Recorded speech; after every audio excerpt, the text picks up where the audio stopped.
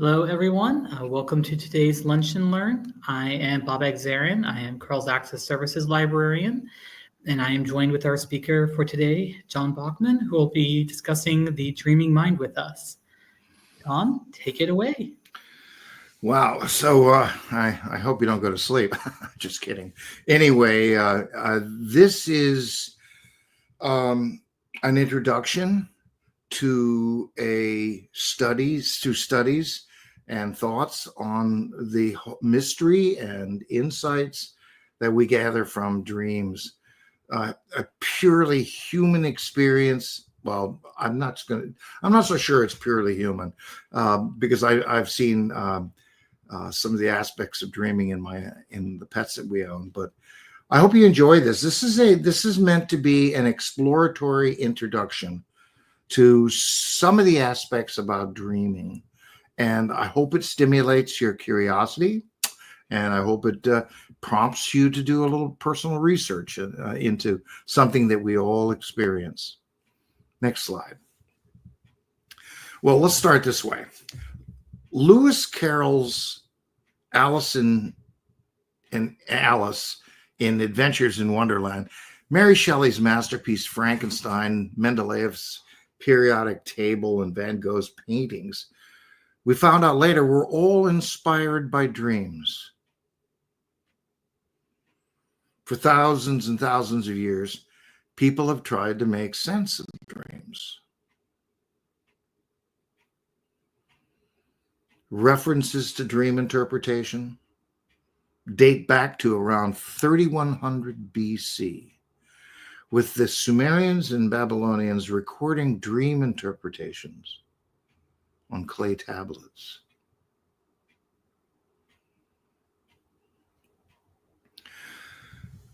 The earliest recorded dreams from the Sumerian king Dumuzi of Uruk, who ruled just before Gilgamesh, sometime around 2500 BC. The Sumerian Epic of Gilgamesh is one of the oldest literary works containing accounts of prophetic powers of dreams. Records indicate dreams were seen as forms of communication from the gods and were considered important for divination. The Sumerian king Gogh rebuilt the temple of Nengersu after a dream in which he was told to do so.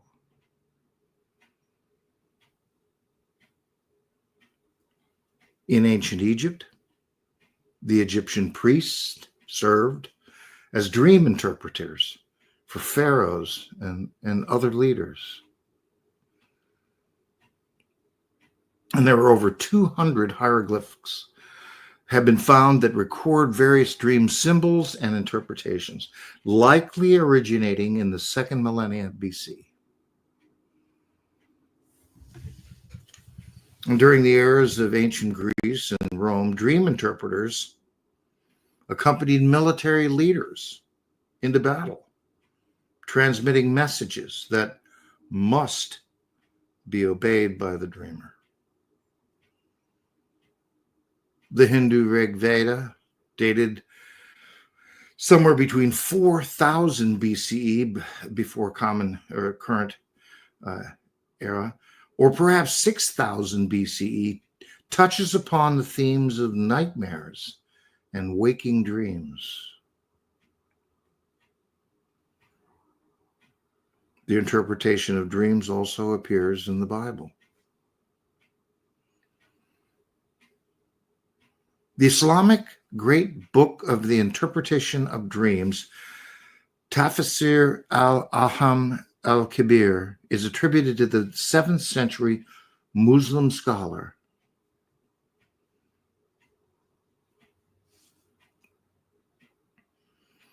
and of course, Sigmund Freud's book, The Interpretation of Dreams, published in 1900, provided a groundbreaking theory of dreams and an innovative method for interpreting them.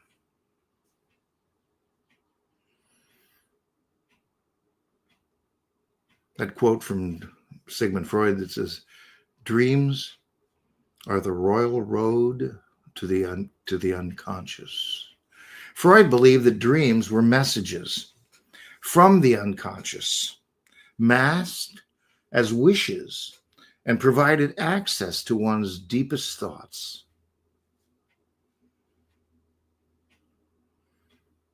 In his interpretation, Dream Imagery, he interpreted dreams as the symbolic representations of inner states, desires, and subconscious conflicts, requiring analysis to decipher their deeper meanings.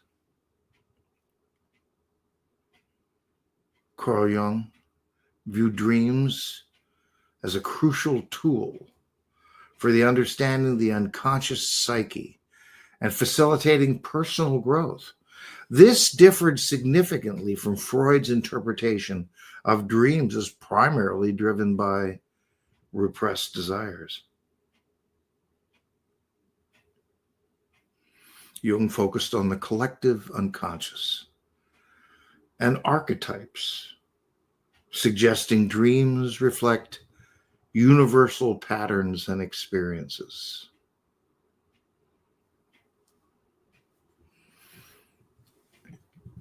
In Carl Jung's The Red Book, he proposed that dreams are the guiding words of the soul. Dreams are messages sent up from the unconscious that provide an opportunity for us to facilitate a balance with the other side, using a different language to interpret.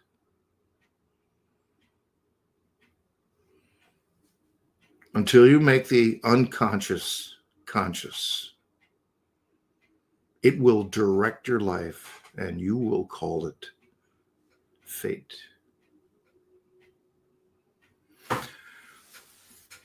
The discovery of REM sleep and its correlation with dreaming by Azarensky and Kleitman in 1953 revolutionized sleep research. This led to a new era of dream interpretation, shifting from the subjective to a more scientific study.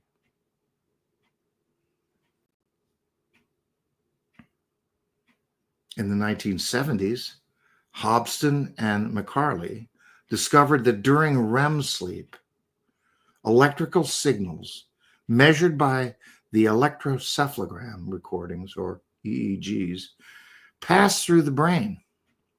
They theorized that dreams had no intrinsic meaning. They were just a side effect of the brain's normal activity. And in 2000, Finnish psychologist Antti Rauvansuo found that during REM sleep, the amygdala, the fight or flight section of the brain, fires in similar ways as dreams during a survival threat. He writes, the primary function of a negative dream, he explains, is a rehearsal for similar real events, so that threat recognition and avoidance happen faster and more automatically in comparable real situations. In other words, Rauvansuo proposed that dreams are evolutionary traits designed to help us practice being safe. Spiritual theories often view dreams as a portal to another realm, allowing access to the subconscious, spirit guides, ancestors, or the divine, where individuals can receive guidance, messages, or insights beyond the physical world, essentially acting as a form of communication with a higher power or the collective unconscious.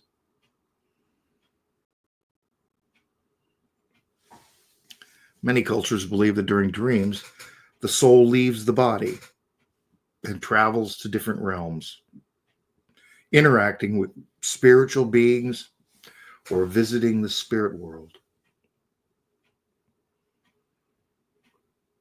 Dreams within these cultures view them as prophetic messages or warnings about future events. Significant meaning is attached to dream imagery.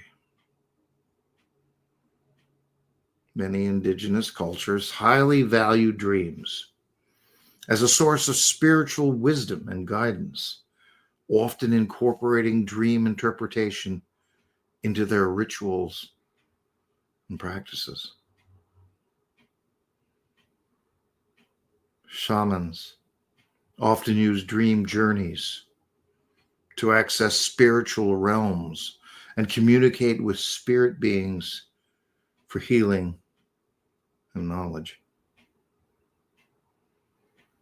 Within the Hindu religion, dreams can be seen as messages from the gods or a reflection of an individual's karma.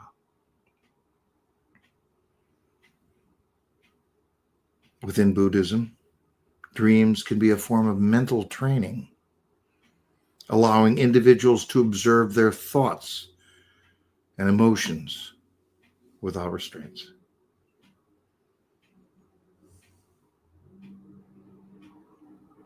While spiritual theories provide a framework, the most meaningful interpretation of dreams comes from personal reflection on the dream's imagery. I want to spend the time a little bit on this because I believe that this is probably a very important concept for us trying to understand or the interpretation of dreams. So while spiritual theories provide a framework, the most meaningful interpretation of dreams comes from personal reflection on the dream imagery and its relevance to one's current life situation.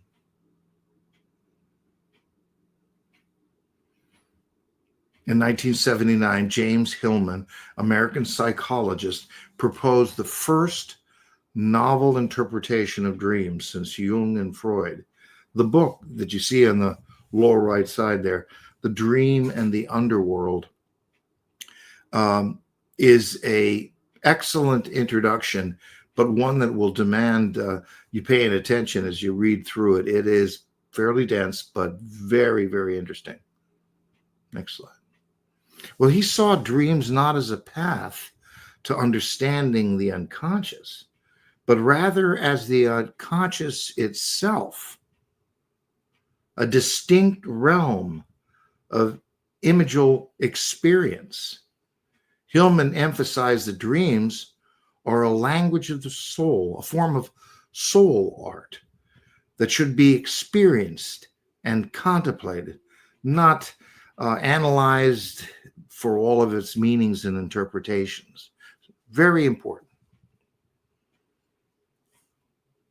Now, one of the methods that people have used and are using and to understand and interpret their dreams and to, again, personalize the imagery and understanding of the dreams is through the use of a dream journal, which can help you identify patterns in recurring themes in your dreams. And this is just an overview of some of the methods that you could use if you wanted to start a dream journal of your own. As soon as you wake, write down as much as you remember about the dream. Details like objects, people, locations, all are very crucial. Note how you felt in your dream and your emotional state upon waking. Is there a difference?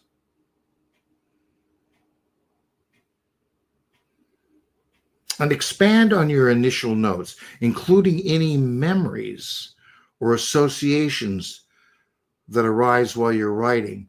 So this could be something that you could, and there's plenty of information out there if you either going online or visiting books sellers. about dream interpretation and the dream journal.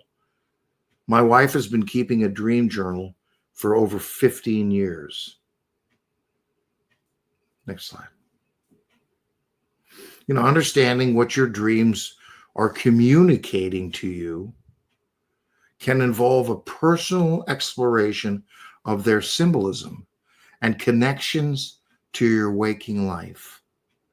This can provide a richer experience than simply relying on a dictionary of meanings that you could pick up at, frequently in bookstores and things like that. So it's, again, personal exploration is the key element there. Working with a psychotherapist, specializes in dream analysis, well, that could further guide your interpretation, but not necessary, but could go deeper. Scientists are exploring various theories about why we dream. Now, here are some of the most notable theories on dream interpretation, or dreams. I'm sorry, dreams. Okay. Well, emotional processing. One theory is that people dream to process emotions.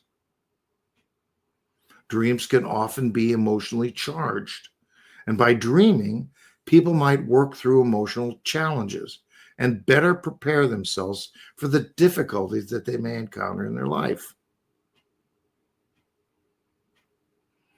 Some researchers suggest the purpose of dreams is to learn new skills, sharpen problem-solving abilities. And when a person focuses on learning a new skill or working through a challenging problem, they might dream about the activity to help them complete the task. And I might add, perhaps you've heard of the eureka moment, where people have this deep insight into problems that they're facing. It happens quickly. It's almost explosive. This is how, in this interpretation, dreams themselves are, again, problem-solving methods. So allowing yourself to express or understand your dreams is allowing you to focus on them and to clarify the problems that you may be experiencing or the challenges that you may be experiencing. Another dream theory holds that dreams are instrumental in forming new memories. While the precise mechanism remains mysterious, some sleep experts believe that dreaming in the REM stage helps the brain consolidate short-term memories and store them as long-term memories. Some sleep experts believe that dreaming is a way to organize mental space. During sleep, a person's mind sifts through the sensory data they encountered while they were awake, making important neural connections, sort of editing the information as they sleep.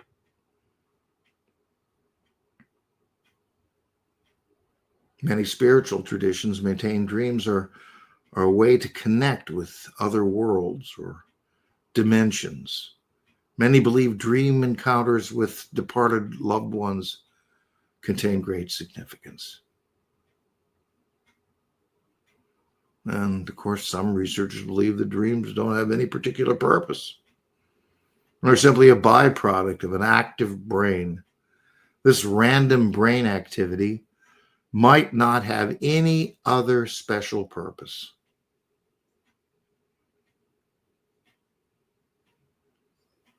Unconscious desires. If people can't express desires in their waking life, the unconscious mind might enact them as fantasies during sleep.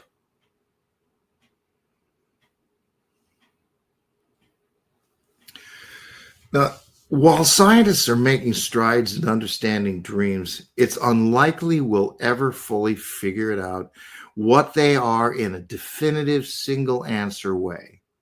Dreams are subjective, personal experiences, and understanding their function and meaning is complex. Experts say that dreams are a natural part of the human experience, but the exact purpose they serve is still debated in ongoing research. And before I close today on the interpretation of dreams, I think it would be, if you're interested in dream interpretation, just spending some time thinking about what they mean again to you. What are the personal reflections that you might have in understanding what dreams are? When I was pulling this program together, and I usually finish with some sort of quote or some sort of a poem or something like that. And I queried, I did a Google search, and I said, give me, what are some good poems on dreams? And though this is not about particularly dream interpretation, it's a very, very, very good reflection on how one person could use the idea of dreams in a social context. By Langston Hughes. I dream a world where man no other man will scorn, where love will bless the earth and peace its paths adorn. I dream a world where all will know sweet freedom's way, where greed no longer saps the soul, nor avarice blights our day. A world I dream where black or white, whatever race you be, will share the bounties of the earth, and every man is free, where wretchedness will hang its head, and joy, like a pearl, attends the needs of all mankind. Of such I dream my world. So that's it, guys. Pleasant dreams. So when if you get a chance, start a dream journal, or pick up a book on by one of the, or perhaps do a little overreading on Freud or Hellman or Jung. And if you're interested in dream interpretation, since we spend so much time asleep, and we all, I think most of us, recognize that we're having a dream event, maybe a journal would be a good thing to think about. Well, hey, I hope you've enjoyed this brief introduction into dream interpretation, and I'll see you again soon. Take care. And thank you, John. Hopefully, everyone, you got a lot out of that. He definitely, applause.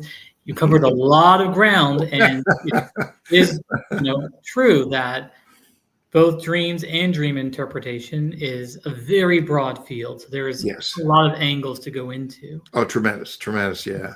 This is just to get them interested in it, so that it tip them over to do a little personal searching, So yeah, again, to everyone who will be seeing this, hope you enjoyed this. Join us next week when we will have a presentation by STEP VA, which is an organization whose mission is to empower people with disabilities and their families through creative expression and sensory exploration. All right. Till then, keep learning, everyone. Okay.